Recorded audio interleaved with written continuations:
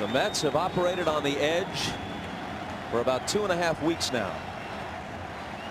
Now they're down to what could be their last 3 outs of a memorable season. Dunston 0 for 2 since entering the game. Foul ball, strike 1. Franco is in the on-deck circle. If Dunston reaches and is on first, is it still Franco, or do you ask Dotel to bunt? I think you have to find out who can bunt. If he can bunt, I think you have to bunt him. If you don't think he can bunt, then you have to send Franco up there.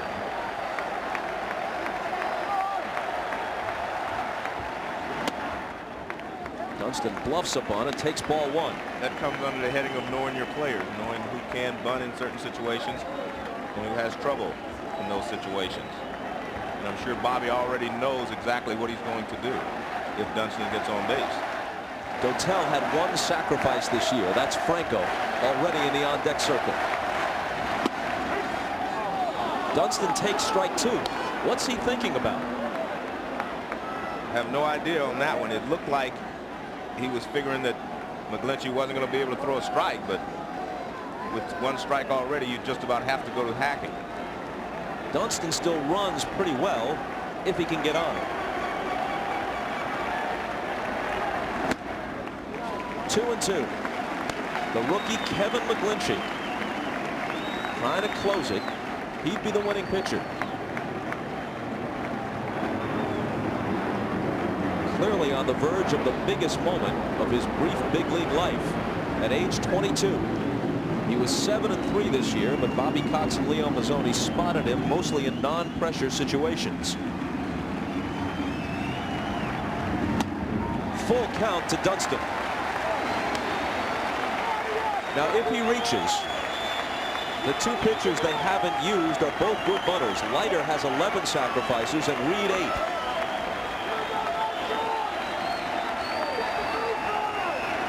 Tough decision if he does reach, because if you run one of those pitches up there to bunt and they do not get the job done, you're basically just giving away an out without advancing the runner.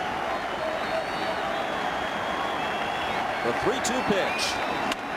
Fouled off.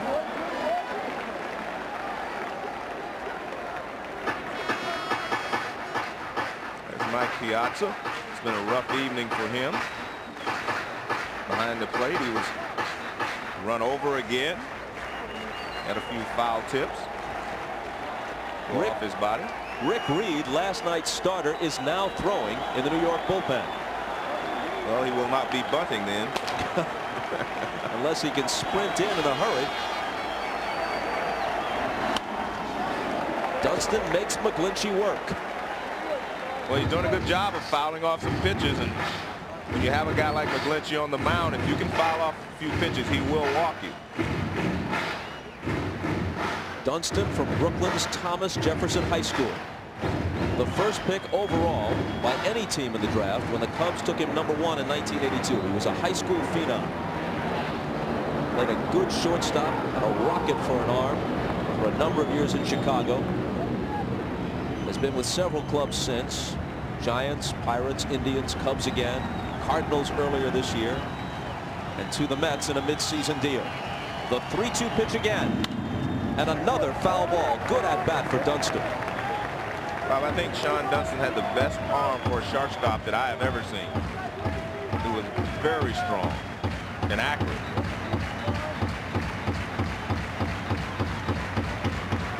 I remember Mark Grace saying he had to brace himself for those throws. Out of there with a bruised gloved hand.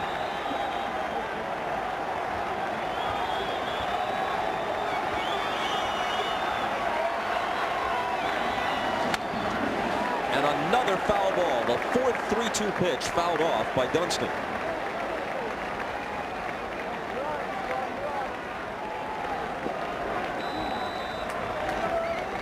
If the Mets should tie it and need another pitcher for a 16th inning, Rick Reed threw 7 innings last night, plus 2 batters in the 8th, but he only threw 73 pitches.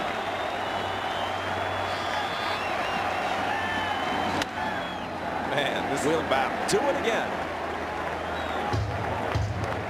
Great job by the pitcher, McGlinchey, and a great job by Dunston.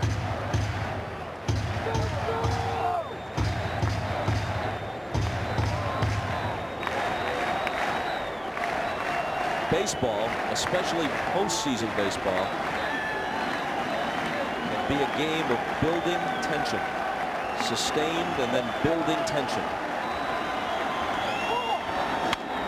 And that's what Dunston and McGlinchey are giving us here. 6 foul balls after the count went full.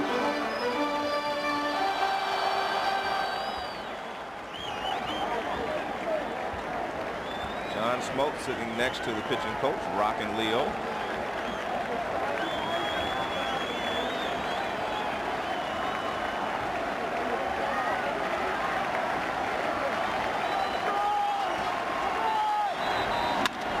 Rolled toward the middle, base hit. A tremendous at-bat for Sean Dunston.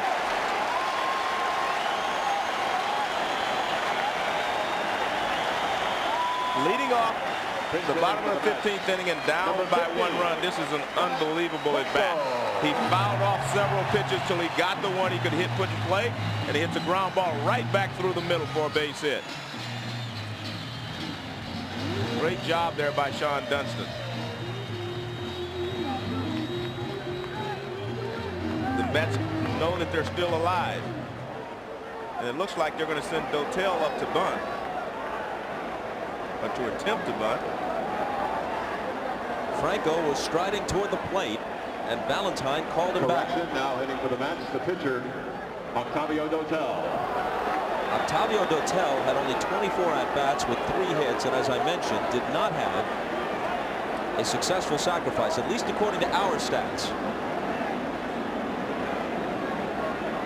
He had 1. He had 1. Well, now it looks like Bobby's changed his mind. And now Matt Franco is in the ballgame. What was that about? Well, I think he just changed his mind. I mean, you have to remember, this could be their last at-bat of the season. A lot of things go through your mind. You say, well, I want to bunt him over.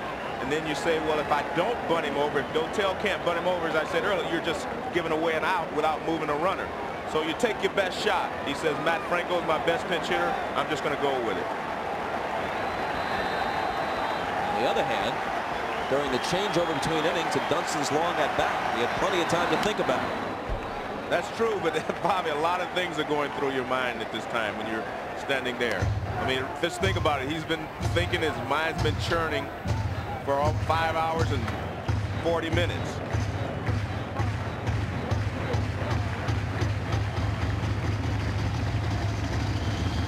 In terms of elapsed time, this is the longest playoff game in baseball history now.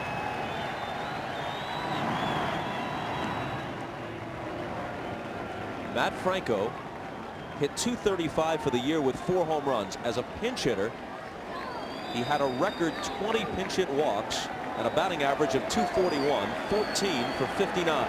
This may not work, but I agree with Bobby. I think he's doing the right thing. You take too big a risk hoping that Dotel can bunt. Alfonso on deck. Here's the 0-1. Way outside.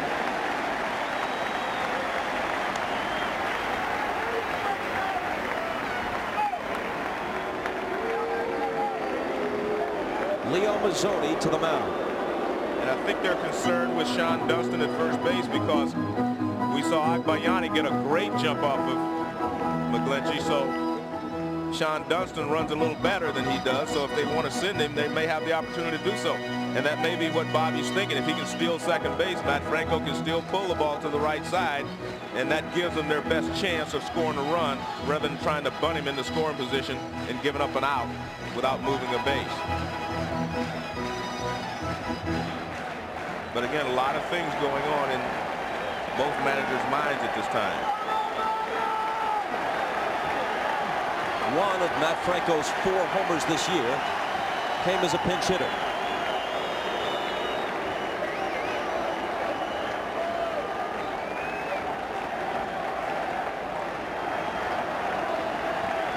He hits into his fair share of double plays, 9 of them in 132 at-bats.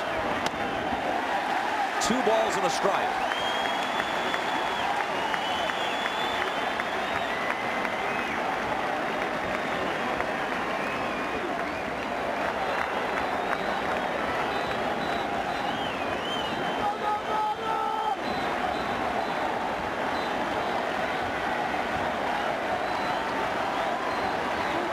McGlinchey works. Dunston breaks for second, and Franco taps it foul. And he had it stolen easily.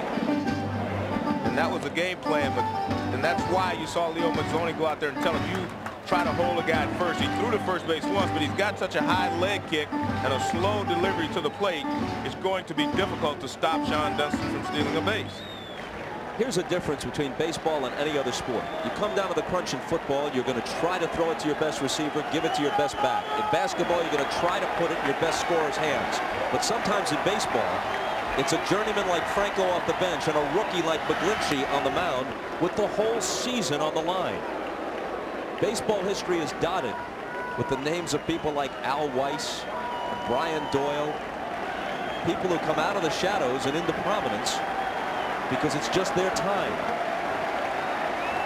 It's McGlinchey against Franco in the 15th. There goes Dunston again. Here's the throw by Myers. Nowhere close. The tying run is in scoring position with nobody out. Well, you could see that Weiss did not want to give up his position too soon. In fact, he was a little late getting there. Plus, Dunston chooses a curveball. They come with a curveball here, which gives him a little more time to run. And he beats the throw at second base. Myers comes up and fires to second. He makes a good throw, just a little late.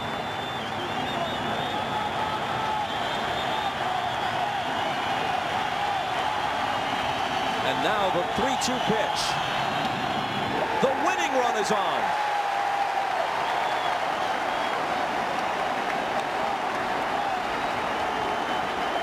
Now you go.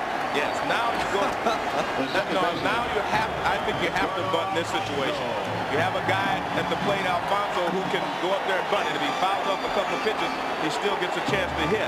Whereas if Dotel would have gone up there and he fouls off a couple of pitches, and then you send Franco up with 2 strikes, it's not a good situation. So everything is in your favor here to bunt, whereas I don't think it would have been in their favor to bunt with Dotel. You anticipated my question.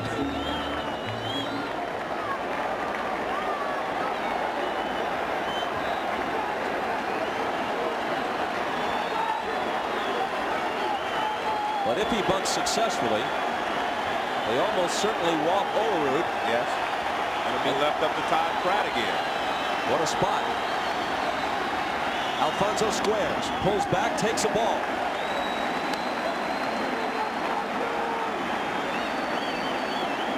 Both teams were just in a very difficult situation with young players with the game in their hands. And we saw Todd Pratt, he's laughing. He says, yeah, bunt him over and then I'm the guy again.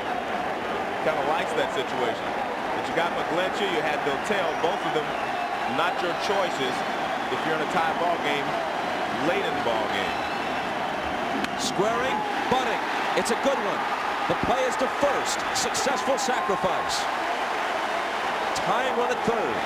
Winning run at second. 1 out in the 15th. Good job there by Alfonso to get the ball down and force him to make a play. The first baseman.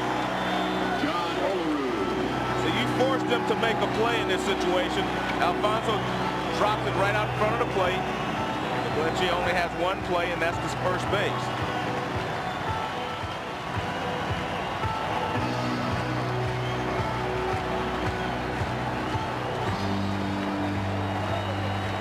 So now they'll walk Olerud. And it will leave it up to Todd Pratt. A 32-year-old who, to call him a journeyman, would be kind, at least prior to the last few weeks. He spent a full year out of baseball. He worked at a pizza franchise. For a while, he worked at Bucky Dent's baseball school in Florida. He was up and down between the minors and majors 3 times in another season. You don't get all that much time playing behind Mike Piazza. But when Piazza's aching thumb finally forced him out, it was Pratt who came on in the division series and hit an extra inning home run over the center field wall in Game 4 8 days ago in this ballpark that finished the Arizona Diamondbacks and sent the Mets into the LCS against the Braves.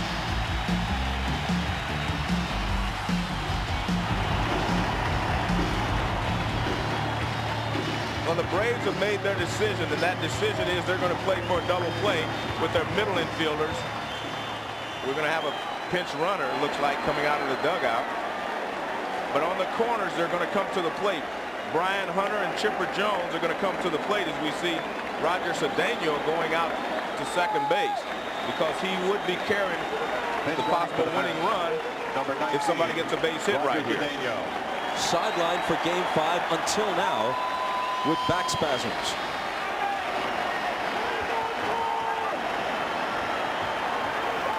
So here it is, the 22-year-old rookie McGlinchey against 32-year-old journeyman Todd Pratt.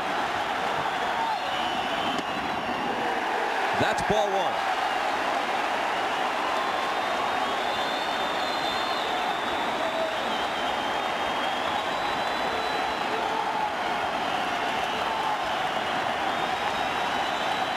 Todd Pratt has already this postseason taken his name out of the agatype and placed it in the headlines. Can he do it again? 2-0.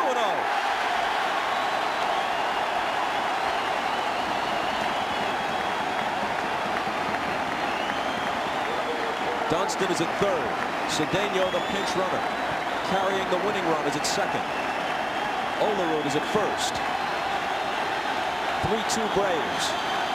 Bottom of the 15th. And ball 3 to Todd Pratt.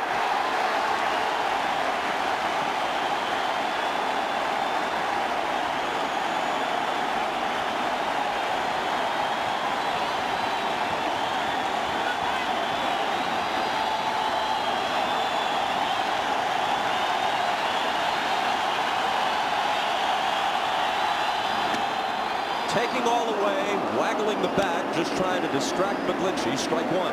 And you may see him take another one. He was taking 2-0. You may not want to take another strike, because then he may make a good pitch and strike you out. I think if you get a good pitch, you got to swing at it here. The 3-1. Ball 4. Game tied.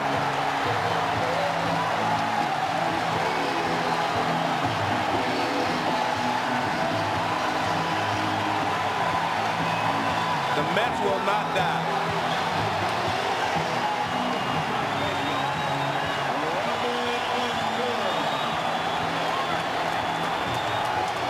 What a hero Dunston was in this inning, with a tremendous at-bat, foul ball after foul ball before singling. Then he stole second. He set this inning up. Well, the Braves have to play the infield in now. They have to come home with anything hit on the ground. And the outfield is also shallow.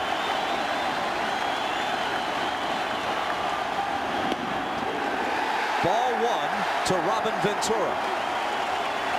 And because of the kind of game it's been, the kind of chess match series it's been, somebody's going to ask why, once they got the lead, Bobby Cox didn't have Kevin Millwood pitch the 15th.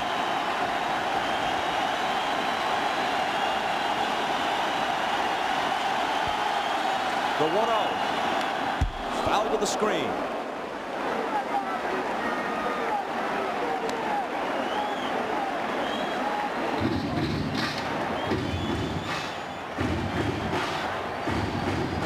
Feet from Game 6.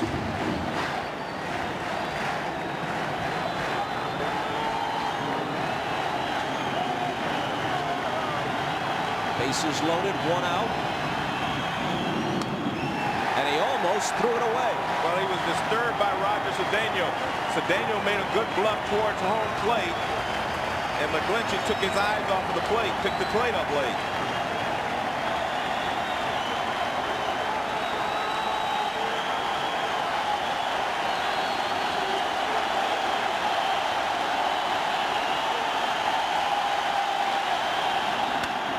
Drive to right, back to Georgia. Gone, a grand slam.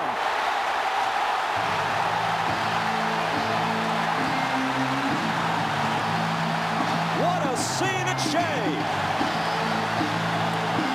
Well, they will not let Robin Ventura run around the bases.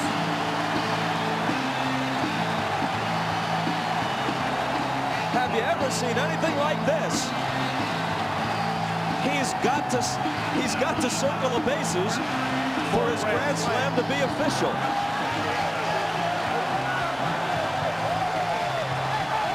I'm looking for the umpires, and they've left the scene.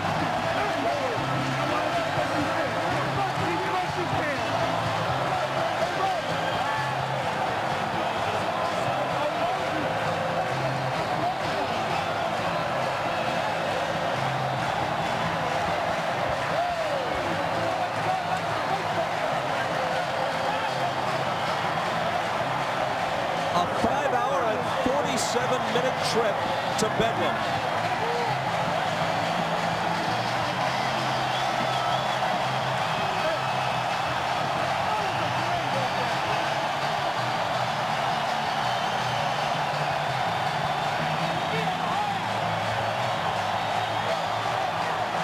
Reading Valentine's lips.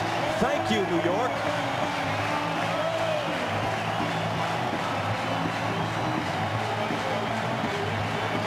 McGlinchey had to throw a strike. He had fallen behind, and he gives him a fastball, and Robin hits a rocket. This is a line drive. It doesn't come down until it goes over the 371 sign in right field. He knows it's a game winner as soon as he hits it. Just now he knows it's a grand slam. But it's not a grand slam unless he runs around the bases. But it's still a game winner because they only need 1 run to score.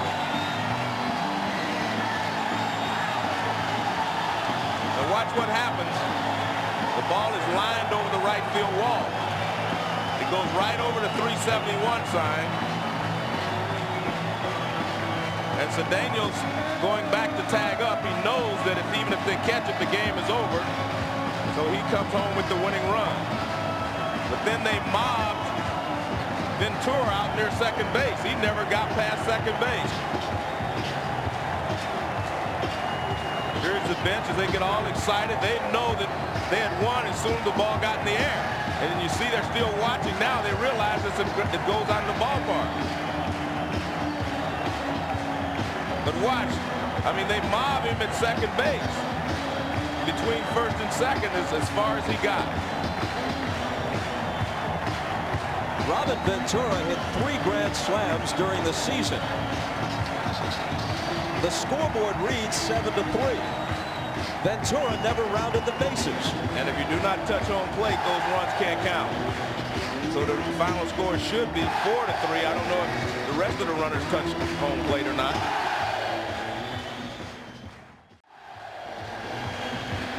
I'll tell you, these Mets are Rasputin-like.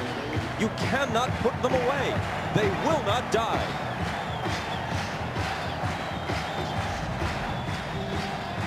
Whatever the official final score is, the Mets have won it. After falling behind 3-2 in the top of the 15th, they rally to win it and force Game 6.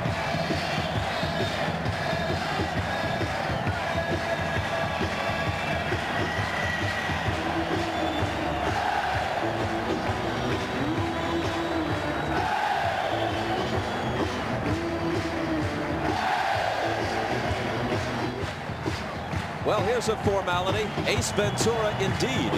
He's the Chevrolet player of the game, Robin Ventura.